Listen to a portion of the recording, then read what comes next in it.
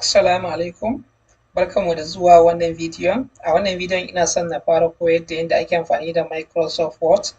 Microsoft Word yana daga cikin abin da ake amfani da su wajen creating na documents, sannan ma in fact shine software da aka fi amfani da shi wajen creating na document kamar like project document ko kuma rubuta report ko kuma creating na resume, CV, kamar su cover letter da abubuwa ma da dama. To idan za ka yi amfani da Microsoft Word, bayan ka buɗe Microsoft Word, abu na farko da zai nuna ma shine zai nuna maka wannan page ɗin. A nan za mu kalli ga nan blank document, sannan ga nan kuma abin da ake kira da template. So wannan template ɗin already a riga an yi creating nasu ne, za ka iya ka yi amfani da ɗaya daga cikin su ka yi editing. Idan muka yi clicking na more template zai ba mu waɗansu template ɗin ma da dama. To da farko yanzu for the purpose na wannan training ɗin za mu yi amfani da blank document. Idan ka yi clicking na blank document zai buɗe maka document ɗin haka. Idan ya buɗe maka akwai abin da ake kira da tabs. A nan za mu kalli home, za mu ga insert, draw design har zuwa gashi na help da sauransu. Wannan su ne tabs, sannan kowane tab za mu ga an yi grouping nashi.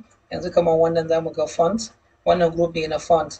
A wannan group ɗin gashi za ka yi ka ƙara girman rubutu, za ka yi ka yi mai da rubutu bold, za ka yi ka mai da shi italics, za ka yi underline da sauransu. Haka ga nan na paragraph, za ka yi ka yi justifying na rubutun, ko kuma za ka yi in kana son ka rubuta abu ne based on numbers ko kuma based on bulletin, gashi nan duka za ka yi su a paragraph. Wannan duka za mu zo mu yi daga baya.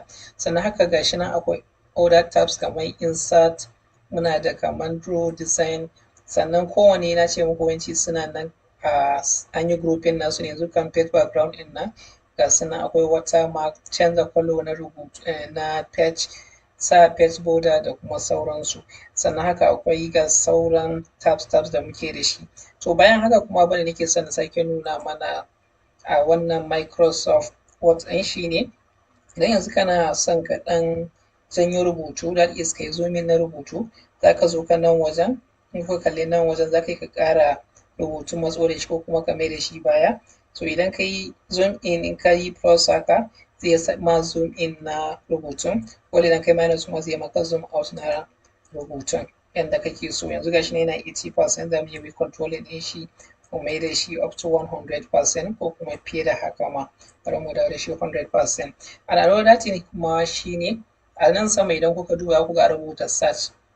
To wannan search ɗin amfaninsa shine idan misali yanzu a ce ina amfani da Microsoft Word sai kuma akwai specific abin da nake son na yi amma kuma na manta ya ake yin shi.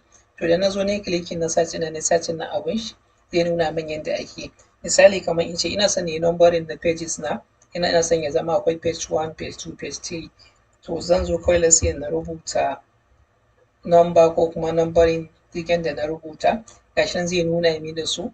Misali yanzu nan gashi nan numbers, let's say na ɗau plain 2 in nan haka, kun ga automatic gashi nan ya zo ya mini creating na numbers. To wannan shine amfanin wannan search ɗin. Sannan bayan wannan kuma, a misali kamar yanzu a ce mun rubuta wannan simple cover letter ɗin, to sannan muna son mu yi printing nashi, za mu zo mu nan file, za mu zo mu print, za mu yi clicking na print. In muka yi clicking na print za mu yi selecting na printer namu sai kuma mu yi printing. To wannan a takaice dai shine basics na Microsoft Word. Sai na gan ku a bidiyo na gaba inda za mu ci gaba da nuna yadda ake amfani da Microsoft Word.